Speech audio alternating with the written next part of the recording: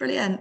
So welcome to Raphael Rowe and Angela Kirwin, who are joining us today to talk about sort of global perspectives on system change in criminal justice.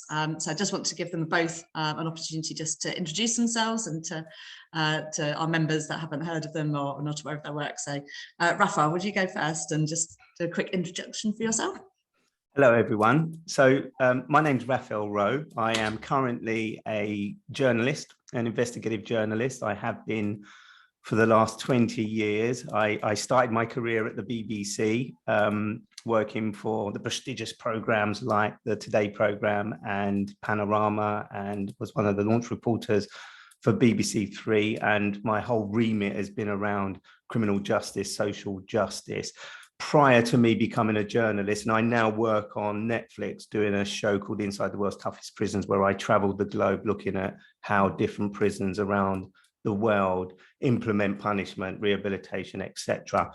But before I became a journalist, I spent 12 years of my life in prison from the age of 20 to 32, having been wrongly convicted of a murder and a series of crimes. My convictions were eventually overturned by the Court of Appeal in 2000, and I've been very fortunate that I didn't go down the wrong path, if that's the right way, and led a very successful career as a journalist. But my time in prison in those 12 years for a crime I didn't commit has really shaped the person I am today and the work that I do.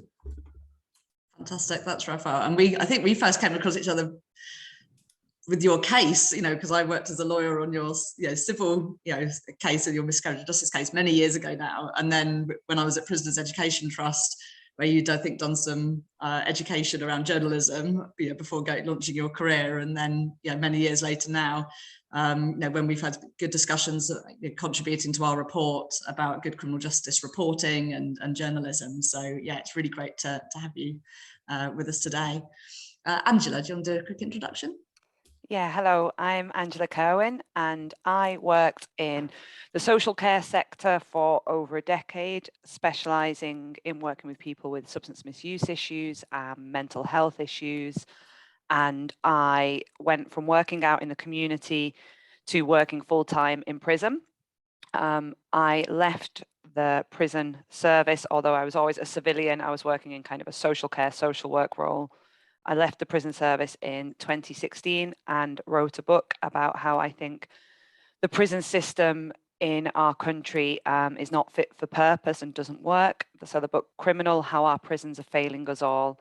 And since then, I have been doing lots of talking about this subject, meeting with people like both of yourselves to really try and spread the message of the problems within our own prison system and what we can do to improve them. That's fantastic. And I know that, I also did a Churchill Fellowship as well and sort of got the opportunity to travel abroad, which, really led to my interest in sort of looking at this as a global issue. I can definitely recommend the book. It's, really fantastic read, and it's really great to be able to promote it out and to hear so many people, kind of reading it and using it as inspiration for what needs to change in our system.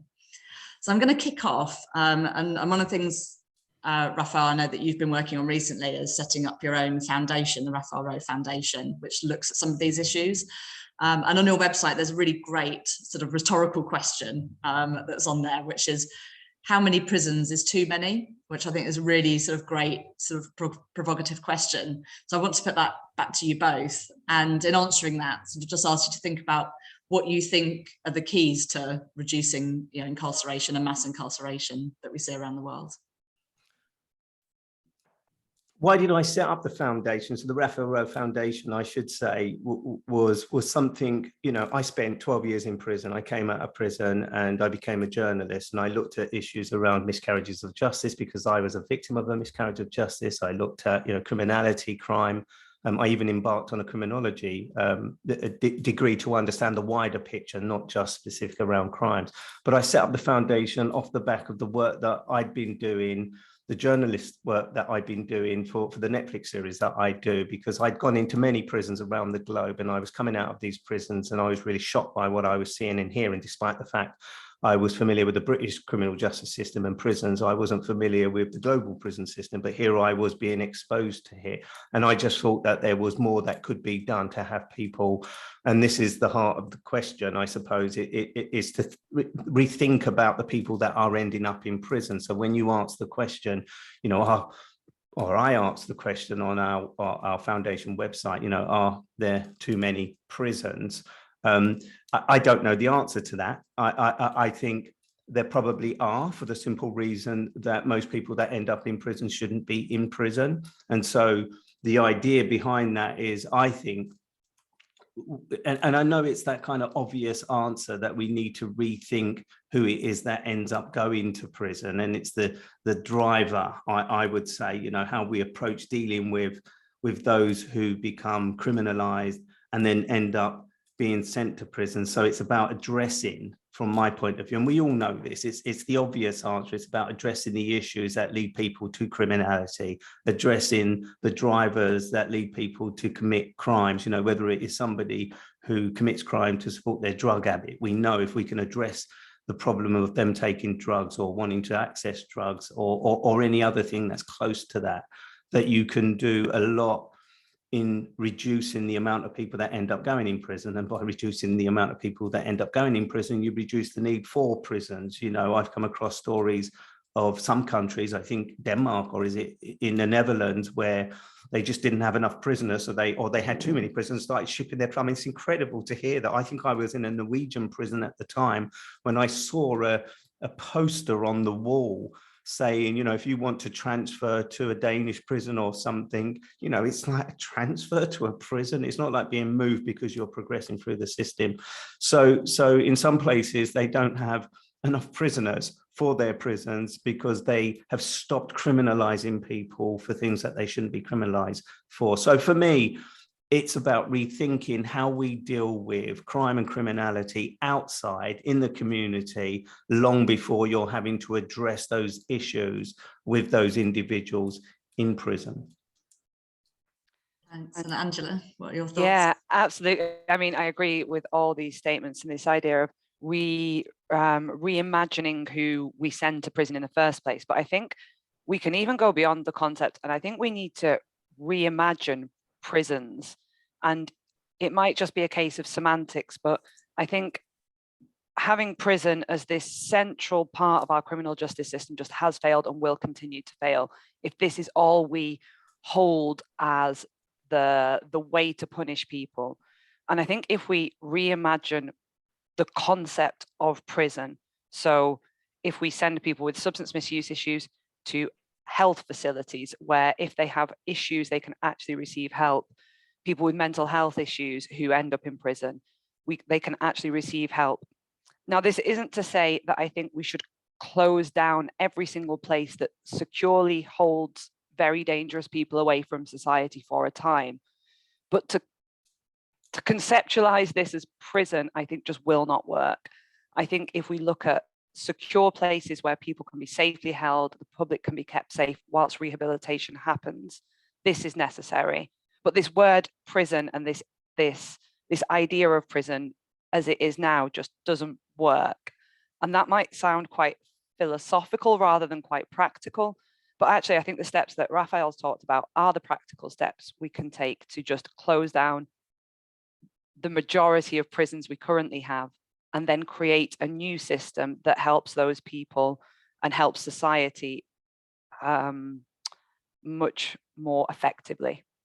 I suppose what frustrates me most working in this space and having done for many years, you know, I'd say 20 years as a journalist, but you know, the 12 years that I spent in prison gave me that kind of first-hand experience. What frustrates me is we all know the answer to these questions. We all know that these are the things that need to be addressed. We all know what can be and should be done. And we know that lots of people are trying to do that. NGOs, other charities and organizations are actually doing this stuff. And you know, the policy makers and decisions, yet we're still failing to address these issues. And that's what frustrates me the most, because we all sit in the same room and make the same noise about what should be done, and we know that it works, and yet it can't be implemented, not through the lack of will from people like us who are trying to bring about these changes, but from the people who are in a position to make decisions. And even they know it's the right thing to do. So it makes me scratch my head endlessly as to why they don't do it. It's simple, but they just don't do it. That's frustrating. Yeah, and I was going to sort of reflect really, obviously both of you are both sort of in the business of communicating out to the wider public, you know, about prisons, about criminal justice, about the stories of people impacted, you know, sort of by the criminal justice system. You know, why do you do that? Why do you think that effective communication with the public on these issues is so important? And what more, you know, could we be doing as CJA and our members be doing and others be doing to sort of help to change that narrative, to unblock that blocker that you've just described there, Raphael? Well, I mean, for me, it's about changing people's perceptions of what prison, what criminality, what crime, what individuals that get caught up in the system. It's always been about changing people's perceptions, because from personal experience, I know how I was judged and how people were easily persuaded to label me in a particular way. So for me, one of the key drivers is this hidden world of prison, criminals, crime. Very few people really understand it that are not caught up in the criminal justice system. So your members and people like me and Angie who are involved in this space, we kind of understand it because we have deep insight. The public don't. And I know that because I get hundreds of messages from people around the globe who, some for the first time, will say, oh my God, I really believe that people should be locked up and we throw away the key for what they've done. But actually, more can be done to address the underlying problems. They never really talk about the crimes of the individuals that I feature in the shows that I work on. They talk about the conditioning of those individuals, or the conditions that they're in, or the lack of ability to change the environment that can make those people come out of prison be good people if they go into prison in the first place. So for me, it's about changing people's perception, changing the narrative. And I know that is something that we in this space often try to do. And I think it's winning. I really do think that it's starting to win over people, and people are starting to see crime, criminality, prisons, and people that are caught up in this system slightly differently, because it does touch us all. So it's about perceptions, changing the public's perception. Change the public's perception, you win their support. You win their support, you influence policy decision makers or politicians or the people that are really in a position to make a change. And that for me is key. And I think this is what Raphael's Netflix series does really well. You kind of go into watching it thinking you're going to see these, you know, just these really exciting inside of prison walls for the first time. And it doesn't shove it down your neck that, okay, prisons are bad. It doesn't sell that message. It really appeals to an audience of people who perhaps aren't yet converted to this idea that prisons are a terrible thing. And you get to the end of every single episode and just think, how can this not change people's perceptions? And I think it does that incredibly well to a new audience. And I suppose that's kind of I was trying to follow that kind of method in writing the book. I didn't want to write a book that was just preaching to the choir. I wanted to write a book that it argues against any economic points of view as to why prisons should exist. It argues against any public safety reasons as to why prisons should exist. And I wanted to kind of arm people with a strong argument against this, oh, but prison works, it's a holiday camp. I wanted people to be able to go away and be like, well, actually, this is the truth. So yeah, trying to kind of follow that method of not just talking to people who already believe in this, as Raphael does, was incredibly important. And I think that's what we can all do. We can all start having these difficult conversations within our families, within our communities, and that's how we start to shift the narrative. But I think, as Raphael says, like, we're winning people over, and in a cost of living crisis, we have to care about where every single penny of our taxes get spent. And if it's on something that doesn't work, that's something that I think everyone can start to care about and understand. Absolutely. And I think one of the things that, you know, in your podcast series as well, the Second Chance podcast, Raphael, is around kind of who are the voices that are also having, you know, like kind of having these conversations and change and sort of trying to reduce stigma and to explore, you know, people's lived experiences around the criminal justice system and what they're doing. And I don't know if you just want to sort of say a little bit about the Second Chance podcast and your thoughts about why you set that up as well, and how you want that to contribute to this. Yeah, no, it's an interesting one, because the idea behind the Second Chance was obviously developed during the lockdown period. You know, we were all kind of twiddling their thumbs, and I was like everybody else, you know, as an international journalist, I was unable to get on a plane and go and tell people about what's going on in some godforsaken place within their criminal justice system. So I thought, okay, I was having a conversation with someone who sort of said, you know, your second chance. And I'm kind of like, well, hold on a minute. I fought long and hard to win back my freedom, having been wrongly convicted. So I was not given a second chance. I took a second chance, you know, at changing my predicament, my situation, by finding a resilience within myself, finding the strength. And so that's how the Second Chance podcast was born. You know, I wanted to explore whether people deserve a second chance, whether they should be given a second chance, what it actually means for both perpetrator, victim, or other people who are experiencing a trauma or challenge in their life, where a second chance has given them an opportunity to change the direction of their life or somebody else's life. And so I started to invite people on who had been through the criminal justice system, who could talk to the fact that, you know, someone, an opportunity led them to change their way of thinking, therefore maybe their criminal behavior or their treatment of people who are caught up in the criminal justice system, whether it was because, you know, they came face to face with an individual who they saw needed help as opposed to punishment. So I talked to a variety of different people on the podcast about what a second chance means to them, or whether they give people a second chance, whether people who have been committed of who have committed some of the most horrendous crimes or have done something to somebody deserve a second chance. But it's more than that. It's about people kind of sharing what lessons they've learned, what direction they went in, and how they now use their lived experience, whatever that is, as a prison officer, as a social worker, as a prisoner, a perpetrator, a sex offender, a murderer, you know, a police officer, whatever it is, what it is that they've learned that they can offer that can change, again, the narrative or something within the criminal justice system to improve it. And I think we get a lot. My last guest, for example, multi-zillionaire, you know, .com founder, who ended up, you know, in the gambling business, ends up going to a federal prison for 45 days and lost hundreds of millions of pounds. But now just that 45 days in prison has given him the momentum to try and help other people, because what he witnessed in prison, a world that was so far from his kind of 12 million pound mansion in Malibu, which he talks about, has now been touched by the lives of those being incarcerated in the United States. And so he has given up some of his own personal wealth to try and improve that situation. But more importantly, he's talking about that situation. He has a voice. People who would not, they'd listen to him in terms of business and the gambling world and multi-million pound conversations, but now he's talking about the plight of others who are in a predicament that is either through no fault of their own because of their social economical background. So that is what I think that the podcast is doing, not just here in the UK, because I speak to people across the globe around these issues. And I think it's delivering a very, very powerful message to people who wouldn't otherwise, you know, have the opportunity to listen to these stories and think, oh God, right, there is something in that for me. So it resonates with people from all walks of life. That's my aim and ambition.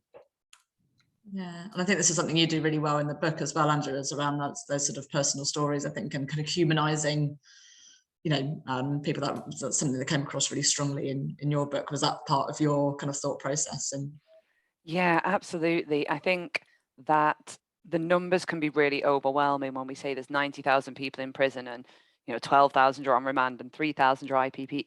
It just becomes such big numbers that it just doesn't seem real. And I also think when the numbers of like the cost of things, so 18 billion on reoffending per year, these kind of, it just makes no sense. And I think if you take it down to the human level and tell a real human story of someone who has been impacted by these things, and then pull out and explain, okay, this is happening 10,000 times over, it's just so much easier to digest and understand if you don't have lived experience of that. So that was something I was really considered about when I was writing, that the human story is vital, And that's what inspired me to write the book. I wanted to tell the stories of people who are voiceless and aren't heard.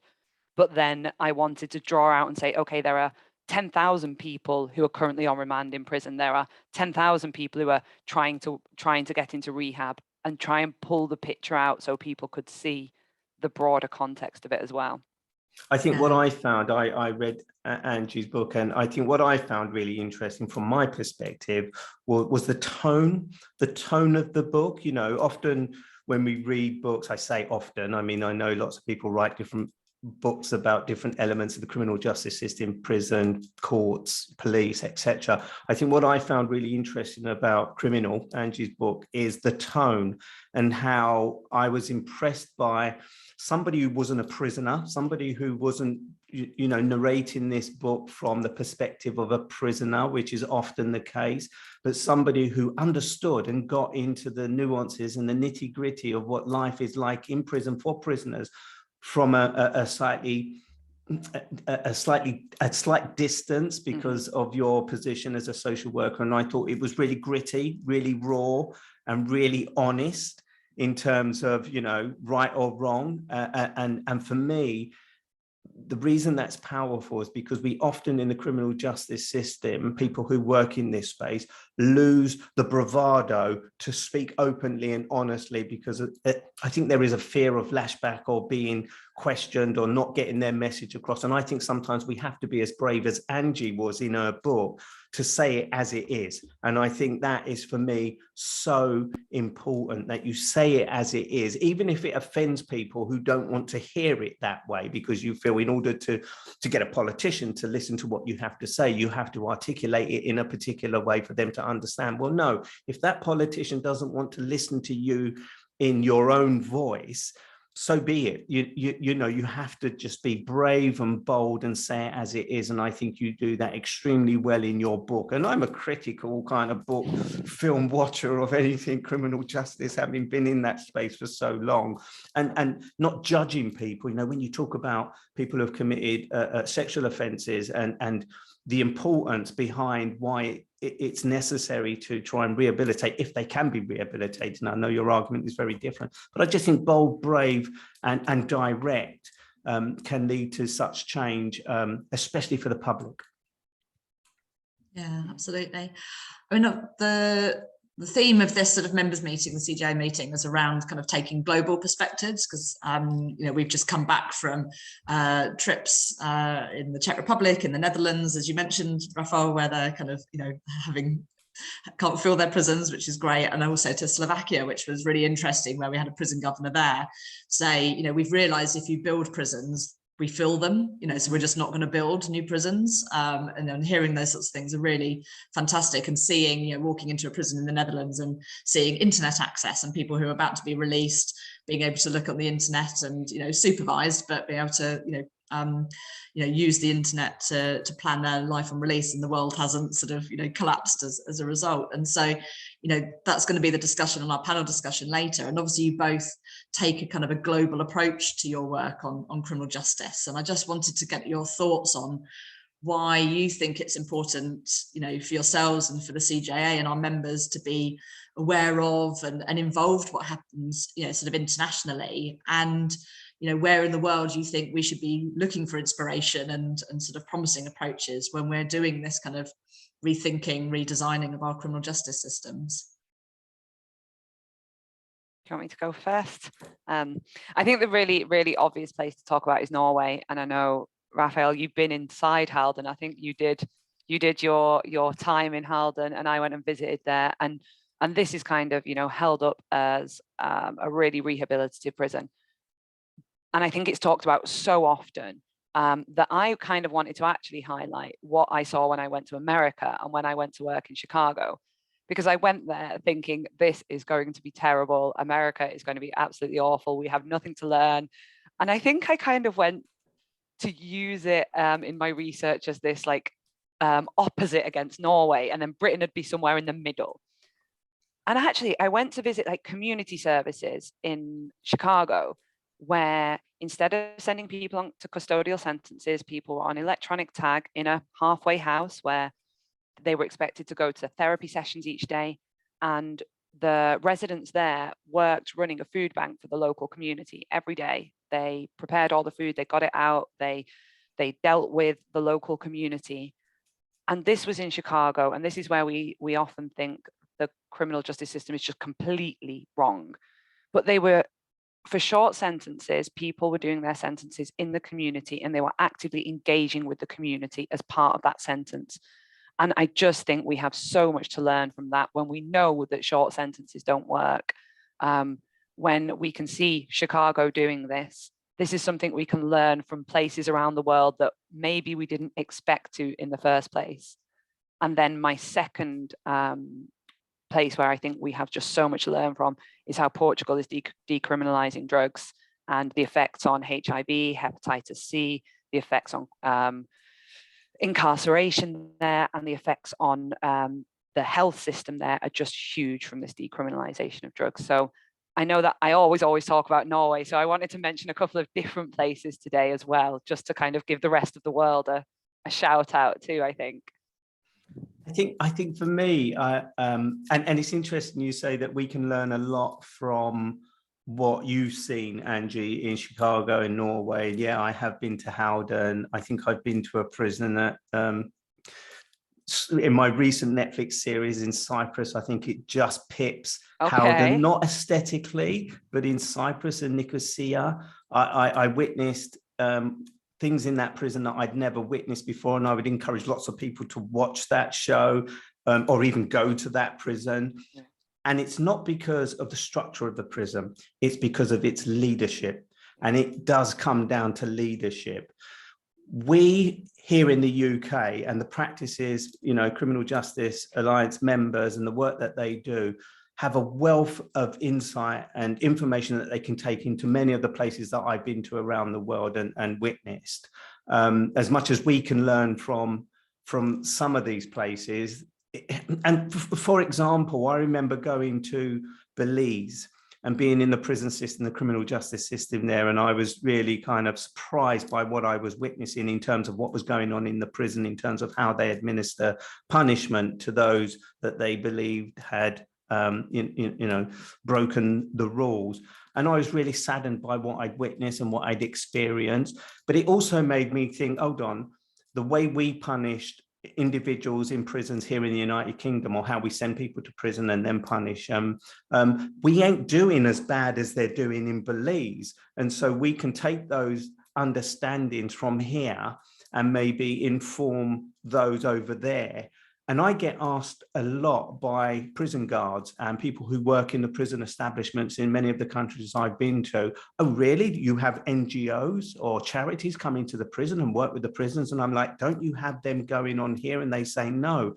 And that really surprises me, because I was under the impression, and I suppose most people are, that, you know, globally, charities and NGOs work inside prisons, whether it's providing rehabilitation programs or other resources, educational resources, etc. But there are a lot of places where these don't take place at all. Zero. I mean, zero communication with the outside world. Paraguay, for example, is another place where they hardly have any NGOs or charities working outside in the community trying to address the issue of drugs, for example, substance abuse, or even trafficking and dealing, let alone inside the prison, where there is absolutely zero.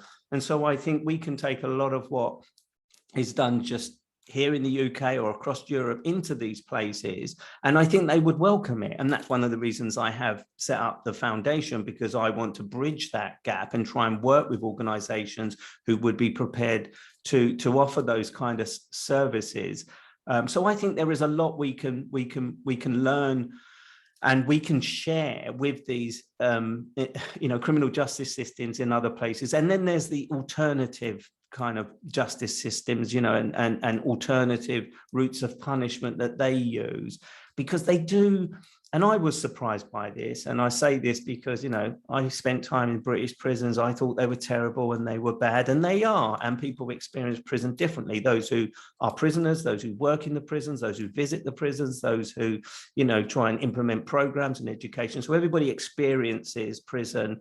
Their experience of prison is going to be very different. So I took that kind of view into my work as I started to go around the globe, but realized very, very quickly that every culture and every prison and every criminal justice system is very different, and they do things differently. The only thing that is similar is people get arrested, they get charged, they get convicted, and they go to prison. But beyond that, everything can be very differently. So there is a lot that we can learn and they can learn from us, if only we were able to redirect our resources to share that information. I really think that, for sure.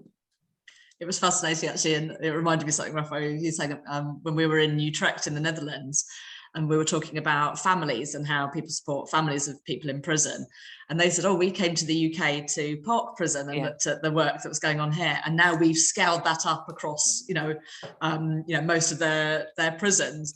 And it was a bit embarrassing then to have to say, actually, even though there are pockets of good practice around working with families in the UK, and there are some really good work, it actually hasn't, it's not embedded, as a run-of-the-mill thing across all of our prisons. And actually they've taken some good practice and they've gone further than actually we have that originated with that good practice, which is, is really frustrating, actually, that we've got such good practice over here, but how do we scale it up here as well? But and what you were saying, Angela, just reminded me of when I was in the States, and I thought the same thing, actually. When I went to the States, it's part of the Churchill Fellowship, you don't think you go there to look for good practice, but I just remember being in a prison in California up until about 10 o'clock at night, and it was buzzing with university lectures, with dog training, with choirs, with all sorts of different, programs going on late into the evening. And I just couldn't believe it, because I, having worked in prisons, 4:30 and everyone's 4:30 and everyone's out. And I believe it. And I said, this is kind of crazy. And they said, no, you're crazy in your country, because actually, this is when people that are working full time, they can come in and they volunteer their expertise, their services, free of charge to, get access to some of the top experts, and people, people in the community can then come in and provide those opportunities for people that they couldn't do during the day. So that's why we have a whole plethora of evening activities, to give people lots of different opportunities to experience things and connect in with the local community, and the community to come in and experience that as well, so that their perceptions are changed. It's funny that you don't think you go to learn good things, but actually definitely. But also, I suppose Norway can teach us kind of how to run a rehabilitative prison. But I think what I think is really important for members of the CJA to remember, people who care about this cause, is that Norway wasn't always like this. And I think the biggest learning I had from Norway is that they used to have a worse recidivism rate than us. They were very revenge focused, and it was a movement, it was a ground up movement of people who had lived experience of having been in prison, plus prisoners' families, plus charity organizations, along with a movement from the top and a policy level that enacted that change. And when people say, can we do it in the UK? I think that Norway is most inspiring, because it has changed from a revenge-based system towards this system. And it's changed because people at the bottom and people at the top all were working towards the same goal. So I think it's it gives me optimism and hope. And I hope that it gives kind of members who are, still tirelessly working away in the sector, hope that change can come too. And I experienced the same when I was in Howden, and I tried to understand how they were able to achieve what they achieved. Kind of blown away with the reduction in reoffending rates, simply because they humanized prisoners, those that we deem to be the worst people in society, because they've committed crimes, whether it's economical crimes, sexual offense, whatever it is, but we dehumanize those individuals. And I think what they did, and my first experience walking in there, was a prison officer holding out his hand to shake my hand, which disarmed me almost immediately. And anybody who's seen my show will know that I go in as a prisoner. So I'm already kind of behaving like a British prisoner. And I know the system has changed here, but, I'm already tense and ready for confrontation. And the first thing they did was disarm me by reaching their hand out to shake my hand. And that's a prison officer wanting to shake a prisoner's hand to sort of say, you and me are equal. It's just you've ended up getting a prison sentence. And from that moment on, my whole relationship with the staff and prisoners was humane. You know, the interaction was humane. The opportunities that they provide to prisoners was very different to anything I'd seen anywhere else in the world. And I called it in the show the most humane prison in the world, until I recently went to Cyprus. And what was different about Cyprus was not necessarily as I say, the aesthetics of the prison. So Norway has this amazing place where they don't have bars, which makes you feel differently. You know, you have, facilities in the cell, which allows prisoners to take more responsibility. Some people will see those as luxuries. How dare a prisoner have a fridge? Well, if they do, it means that, it changes their behavior, because they're not banging on the door trying to get something that they already own, or, they have a television. Well, you're keeping them in connection with the outside world so they can feel like they are still connected and not animalized.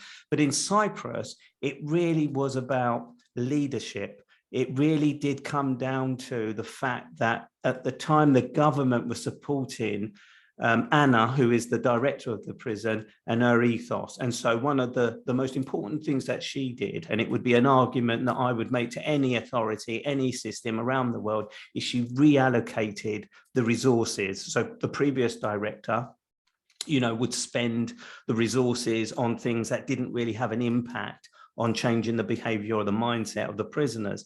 And she prioritized changing that by using the resources that she had. She didn't request any further resources, financial resources. She just reallocated those resources, and she was supported in doing that. And by doing that, she was able to create a regime that reduced the brutality, that reduced the punishment, and started this whole new direction around rehabilitation. And rehabilitation, as we know, and anybody that works in this space knows, can mean many different things to many different people. For me, it's about whether you can ensure, to the best of your ability, that when somebody is walking back through that gate, as they inevitably will, and go back into society, that they have opportunity and a different mindset to want to do things differently in their life. They have ambition, they have people who might give them an opportunity or a space. And that's where you bring in businesses, and working with businesses outside of prisons who can help support the work that prisoners are doing. And for me, that is really key. There are lots of businesses in the UK that already, Timpson's, we know of, Tesco's, and people that provide opportunities for prisoners,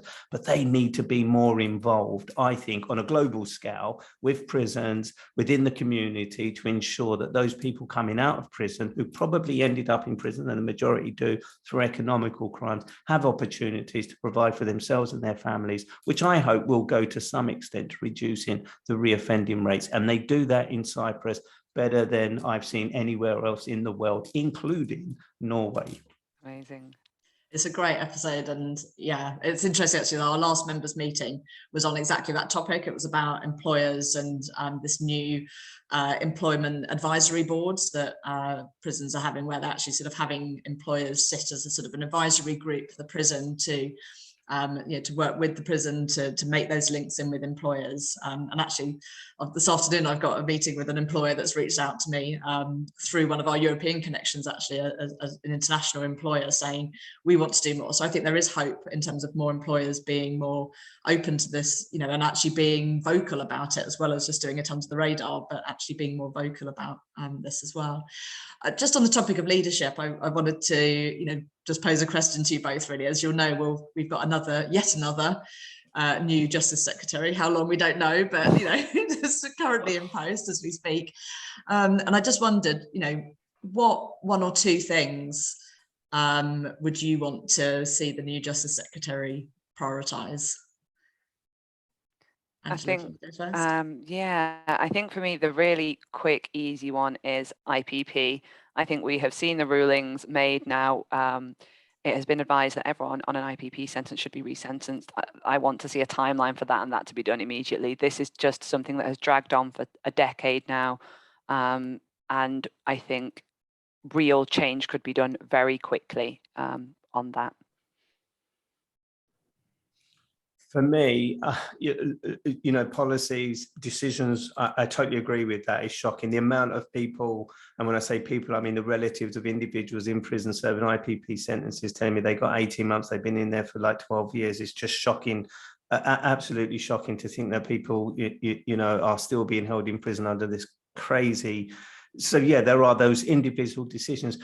I think for me, and you mentioned it, Nina, that, you know, we constantly have this churn of justice ministers, which tells us that something drastically is not being taken seriously. I just wish that those who do find themselves in that position to make decisions are honest about their decisions, and they're not fearful of the way the media are going to give them a hard time, because inevitably they're going to lose that job or be moved on anyway. So what's the prior fear of losing their job because they said the wrong thing to the media, which makes it sound like they're soft on crime or they're supporting criminals or criminal families and they're not taking victims seriously. I just want our ministers and those who administer those kind of big decisions to be honest with the public about what prisons are about, what they're trying to do and how they're trying to do it, not just promote the stuff that they think is positive, but also address those issues that are challenging. And it goes back to the point I make about the leader that I met in Cyprus, being brave enough to allow, you know, those who run prisons to have the autonomy to make decisions about what's in that prison's best interest. I was in a British prison quite recently talking to the governor, and he's bold enough to do that because he's been in the system long enough. He hasn't got long left. So he says, I'm not as scared of the communications department within the Ministry of Justice anymore, even though they did make him take a tweet down recently because it was too positive. But look, the point for me is it's about being honest with the public, because they see through all the BS these days, and it's about reallocating those resources. There are billions, millions of pounds being spent on our criminal justice system. Just allow the directors and those that work in these establishments and within the criminal justice system to use it the way that they see fit and they see works, because they have that wealth of experience. Where these ministers, they come in for 5 minutes, as you say, Nina, and they're out in 4, you know. So it's about being honest and allowing people to reallocate those resources to make a real change and a real difference. It's not rocket science, we know that. It's just so, and I go back to what I said at the very beginning, it's just so frustrating to know we know the answers, not because we have the answers, but because we have the experience and the insight and the reports and the research and the breadth of people who work in different aspects, whether it's the police, the courts, the prisons, social work, etc. All that brought together often leads to the same answer. And yet those who are in a position to make that possible are fearful of a headline rather than really reducing the threat of, you know, further victims. Yeah, completely in agreement. I mean, it would be lovely if they just spent a week doubled up on a landing rather than doing the PR visits to a prison and actually understood what a prison was like, even for a week. I think, but unfortunately, as Raphael says, I think they're not the people with the expertise on this subject, and they should be honest enough to say that and hand over decision making to people who do have some expertise.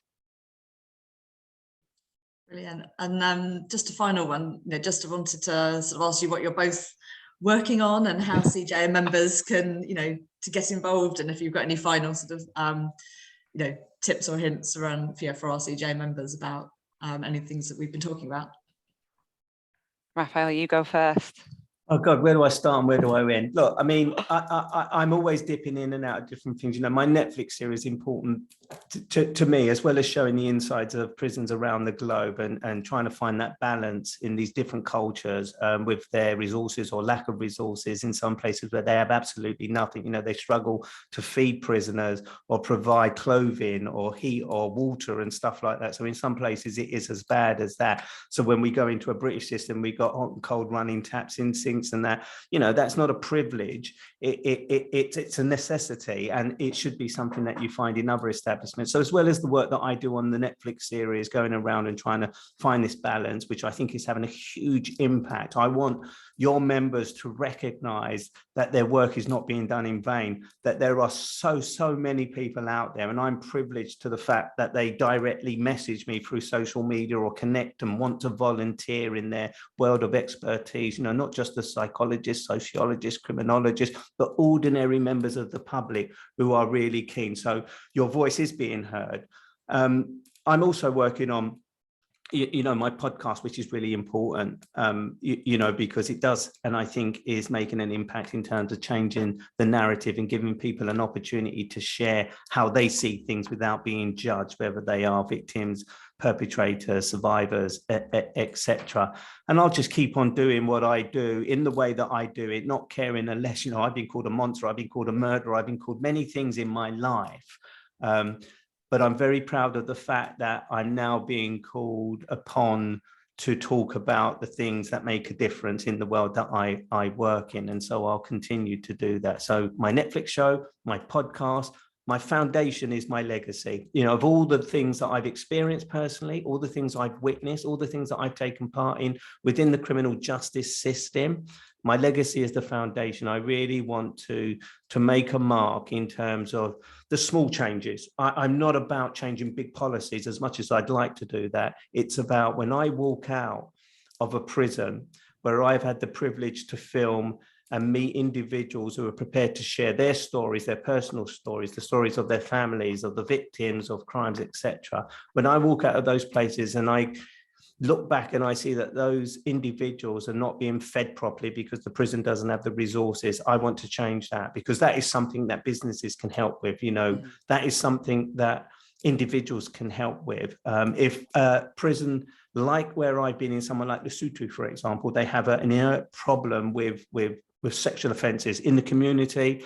Prisoners that I spoke to, for example, had no concept of what the right and wrong is of a rape, for example. What I'd like to do, something simple, get counsellors, therapists, educators into that prison to make those men realise that they cannot abuse their position in the way that they have and see it as not being a problem, because that's what I'm hearing. That's what I'm witnessing. I'm not making these things up. When I stand in front of a man and say, did you realize what you did when you raped that individual was wrong? And they look at me as if to say, well, no, because we come from a culture where it's accepted. It's like, what world are you in? And where are the people trying to make you think and behave differently?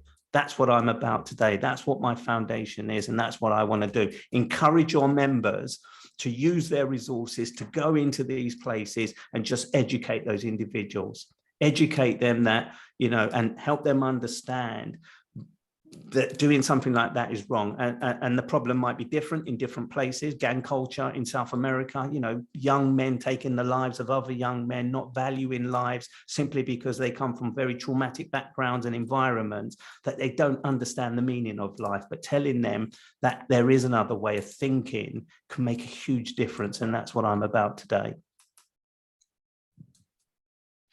I feel like my answer is going to be a lot shorter than yours, Raphael. So I'm on that awful, like, trying to write the second book mentality at the moment.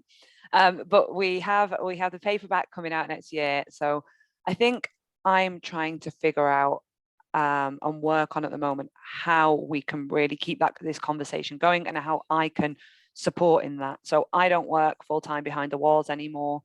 I want to be able to use whatever platform I get to amplify the voices of the people who are, and amplify the voices of the people behind the walls. So I'm trying to figure out how to do that and working with that at the moment. And of course, working on writing the second book, which the first one is the easy one, isn't it? The second one's the one they always say is the problem. And yeah, that's me. I think having conversations like this is always like so inspiring for me. It's something that I love doing. So I love it when people reach out, as you say, Raphael, like on Twitter, on Facebook, and reach out and tell you, I've read your book and this is what I'm doing. Can I pick your brains about this? So any of those kind of conversations are always welcome. And I really want to be involved in any way I can to be helpful in criminal justice reform, in prison reform. Because writing the second book is not going too fast at the moment. It's interesting because I've just been approached by a publisher to ask me to write a book about global justice or global criminal justice systems. And I'm quite excited by the idea. I'm not a writer, to be honest. I've penned my own autobiography through public demand, really. People wanting to know how I got the scar on my face or what life was like in prison. And that kind of forced me to write my own book to explain to people from my own perspective in my own words.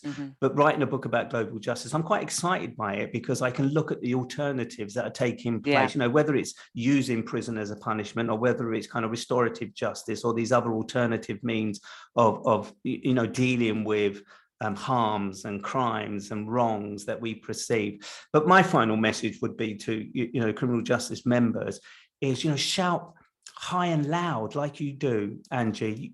Don't be scared to say what you think on the platforms that you think people will hear you, because if there's one thing I've learned in the last couple of years in particular, is that there is a huge, and I've said this before in this conversation, I'll say it again, there is a huge audience out there who are listening to what you have to say about how we deal with crime and criminality, and why you want to change policies and get the IPP sentences scrubbed and people given what is justice, if that means anything. So I am saying to people that people are hearing you, even when you think that you're working in isolation on something that is really frustrating, or you think you're banging your head against the wall, or you're preaching to the choir, as you say, Angie. Believe me, I am in a privileged position where I'm hearing from people all over the globe, ordinary people as well as businesses, people in influence, who are sort of saying, oh my God, I'm so excited and inspired by what I've seen in your Netflix show. And that's a good indication